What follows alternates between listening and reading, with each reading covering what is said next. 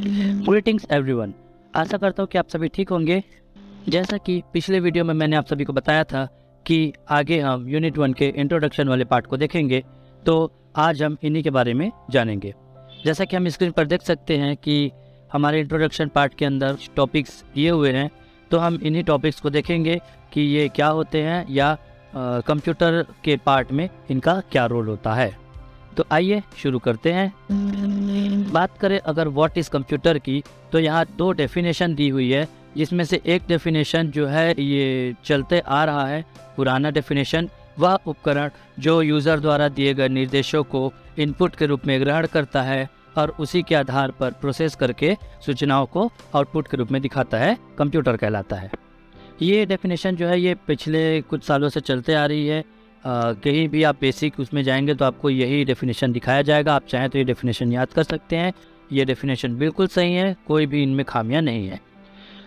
बात करें एक नए डेफिनेशन की, तो a computer is an electronic device which transforms raw data into a meaningful information. Computer एक इलेक्ट्रॉनिक उपकरण है जो निर्देश या डेटा को अर्थपूर्ण सूचना में परिवर्तित कर देता है। ये एक थोड़ा सा मॉडरेटेड टाइप का डेफिनेशन है, जिसको हम बिल्कुल बताने के लिए यूज़ कर सकते हैं। बात करें हमारे यूनिट 1 के इंट्रोडक्शन पार्ट के सेकंड टॉपिक की, कैरेक्टरिस्टिक्स ऑफ कंप्यूटर। तो कैरेक्टरिस्टिक्स ऑफ कंप्यूटर की अगर बात करें तो कंप्यूटर की कुछ विशेषताएं हैं जो सभी को सामने में दिख जाती हैं। ये हमें आसानी से इनके बारे में पता चल जाता है, जिसमें से सबसे पहला है गति, स्पीड।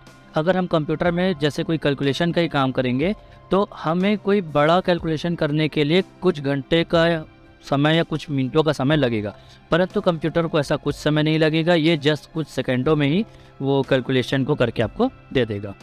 ऑटोमेटिक, स्वचालित इसकी दूसरी विशेषता है। गोपनीयता की बात करें, सिक्योरिटी की बात करें, तो कंप्यूटर में हम जो डेटा रखते हैं उसे सिक्योर करने के लिए हमें बहुत सारे तरीके प्रोवाइड किए गए हैं। चाहे हम बात करें पेरेंटल कंट्रोल की, या फिर किसी भी एप्लीकेशन फोल्डर को लॉक करके रखने की, या हमारे पूरे कंप्यूटर को लॉक करने की, सभी चीज़ों का फीचर्स हमारे कंप्यूटर में इनबिल्ट दिया रहता है। त्रुटि रहित कार्य, एक्यूरेसी से इसका मतलब ये होगा कि कंप्यूटर कभी भी कोई गलती नहीं कर सकता तब तक जब तक निर्देश देने वाले यूज़र का गलती ना रहे।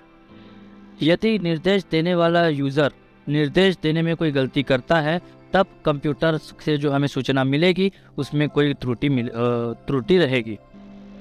परमानेंट स्टोरेज की बात करें तो हमारे कंप्यूटर में स्टोरेज के लिए बहुत सारे ऑप्शंस रहते हैं। चाहे आप कंप्यूटर की सहायता से इंटरनेट में कोई डेटा स्टोर करें, क्लाउड स्टोरेज करें, या फिर हार्ड डिस्क, पेन ड्राइव की सहायता से आप कोई भी डेटा हमारे कंप्यूटर में सेव करके रख सकते हैं। क्विक डिसीजन की अगर हम बात करेंगे तो ये भी एक इसका विशेषता है, जिसमें कंप्यूटर को कभी भी कोई डिसीजन लेने में समय नहीं लगता। तो ये ऐसी विशेषताएं हैं जो हमारे कंप्यूटर में होती हैं, हम सभी को दिख जाती हैं। ये बताने में बहुत आसान है, आप इन विशेषताओं को लिख सकते हैं, बता सकते हैं। लिमिटेशन, अगले टॉपिक की बात करें तो अगला टॉपिक हमारा आ जाता है लिमिटेशन ऑफ कंप्यूटर। तो जिस प्रकार हर किसी की एक विशेषता के साथ उसकी खामियां भी वो साथ में होती हैं, उसी प्रकार हमारे कंप्यूटर की विशेषताओं के साथ उनकी खामियां भी हमें देखने को मिलती है। जिसमें से पहला है लैक ऑफ इंटेलिजेंस, बुद्धिमत्ता की कमी। कंप्यूटर के पास खुद का कोई दिमाग नहीं होता है, वह कभी खुद से सोच नहीं सकता, ये कभी भी कोई भी कार्य खुद से सोच के नहीं कर सकता।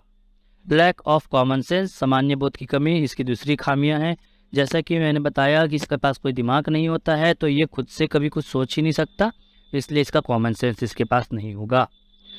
Dependence of electricity, dependence on electricity, इसका अर्थ ये है कि आपको कंप्यूटर चलाने के लिए इलेक्ट्रिसिटी, बिजली की आवश्यकता होती ही होती है। बिना बिजली के आप कोई भी कंप्यूटर हो या लैपटॉप हो नहीं चला सकते। अपग्रेड और अपडेट की बात करें तो ये खामी इसलिए है क्योंकि यदि आप किसी कंप्यूटर को अपडेट या अपग्रेड नहीं करेंगे तो वह पुराना होते जाएगा, साथ में उसमें फीचर्स की कमी महसूस आपको होगी या उसकी परफॉर्मेंस में कमी आपको महसूस होगी। इसलिए परफॉर्मेंस की कमी को दूर करने के लिए हमें अपने कंप्यूटर को अपग्रेड करते रहना चाहिए, और फीचर्स की कमी को दूर करने के लिए इसे हमेशा अपडेट रखना पड़ता है। अगला और सबसे बड़ा अगर हम बात करें खामी का, तो वो है वायरस। वायरस से खतरा कंप्यूटर को सबसे ज़्यादा इसलिए है क्योंकि हमें पता नहीं चलता है कि कौन सा डिवाइस लगाने से या कौन सी चीज़ डाउनलोड करने से हमारे कंप्यूटर में वायरस आ जाएगी। इससे बचाव के लिए हम एंटीवायरस का यूज़ करते हैं। एकमात्र वही एक तरीका है जिससे हम किसी कंप्यूटर को वायरस से बचा सकते हैं। अगला टॉपिक की बात करें तो अगला टॉपिक हमारा जनरेशन ऑफ कंप्यूटर है। जनरेशन ऑफ कंप्यूटर को यदि आप देखेंगे तो ये कुछ अलग अलग पुस्तकों में, साथ ही अलग अलग वेबसाइट्स में अलग अलग सन के साथ दिखाते हैं। हम एक सिंपल सा पैटर्न को फॉलो करेंगे, हर एक जनरेशन को 10-10 साल का गैप देंगे। पहला जनरेशन जो है 1942 से 1955 तक चलेगा। इस बीच वैक्यूम ट्यूब नाम की और मैग्नेटिक ड्रम नाम की तकनीक का इजाद हुआ था और ये आकार में बहुत बड़े होते थे, इतने बड़े कि ये करीब एक कमरे के साइज़ के होते थे। दूसरे जनरेशन में आने पर 1956 से 1965 में ट्रांजिस्टर नाम की एक तकनीक का इजाद हुआ, जिन्होंने इसकी बिजली की खपत जो होती थी उसको कम कर दी, साथ ही इसके आकार को भी थोड़ा सा छोटा कर दिया। 1966 से 1975 हमारा थर्ड जनरेशन पीरियड कहलाता है। इस बीच इंटीग्रेटेड सर्किट की इन्वेंशन हुई थी, इंटीग्रेटेड सर्किट का इजाद हुआ था, इस तकनीक को बनाया गया था।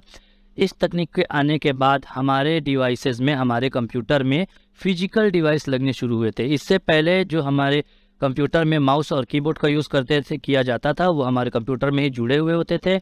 इंटीग्रेटेड सर्किट के बाद कीबोर्ड और माउस का उपयोग अलग से किया जाने लगा। चौथी जनरेशन जो है 1760 से 1985 तक है। इस बीच माइक्रो प्रोसेसर और सिलिकॉन चिप का इजाद हुआ।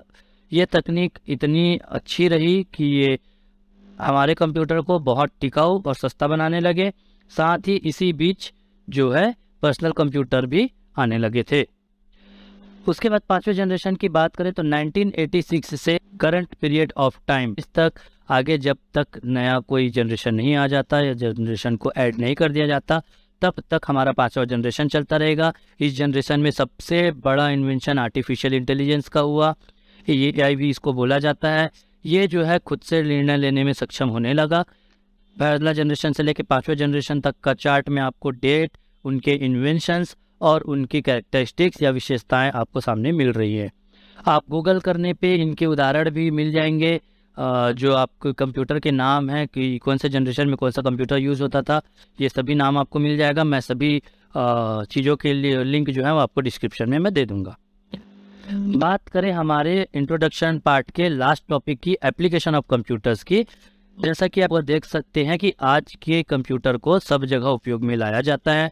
यह मानव की सबसे बड़ी ज़रूरतों में से एक बन गया है। कंप्यूटर का उपयोग अनेक जगहों पर किया जा सकता है। आपको यहाँ पे 8 टॉपिक दिख रही है जिन क्षेत्रों में हम कंप्यूटर का उपयोग कर सकते हैं। आप इनको पढ़ लीजिएगा। मैं इसका भी लिंक आपको डिस्क्रिप्शन में दे दूँगा। आप ये फाइल डाउनलोड कर सकते हैं, बाद में पढ़ने के लिए रख सकते हैं। हम आगे जो टॉपिक पढ़ते जाएंगे, इससे डेस्कटॉप कस्टमाइजेशन तो हमारा प्रैक्टिकल का पार्ट हो जाएगा। कंप्यूटर ऑर्गेनाइजेशन हो गया, स्टोरेज डिवाइस हो गया, सॉफ्टवेयर हो गया, ये सभी चीज़ों को मैं इसी के आगे अपडेट करके आपको डिस्क्रिप्शन में प्रोवाइड कराते जाऊंगा। सभी फाइल की लिंक आपको डिस्क्रिप्शन में मिल जाएगी। मैं कुछ और लिंक्स आपको गूगल के लिंक्स दे दूंगा जिनमें इनके अलग डेफिनेशन, अलग मीनिंग्स दिए हुए हैं। ये सभी आप डिस्क्रिप्शन के लिंक से आप देख के पढ़ सकते हैं, याद कर सकते हैं, खुद से नोट्स बना सकते हैं। तो आज के लिए यही तक है। कल हम डेस्कटॉप कस्टमाइजेशन टॉपिक को पढ़ेंगे। ये एक शॉर्ट ऑफ प्रैक्टिकल टॉपिक रहेगी। तो तब तक के लिए धन्यवाद। खुश रहिए, मुस्कुराते रहिए। जय हिंद, जय छत्तीसगढ़।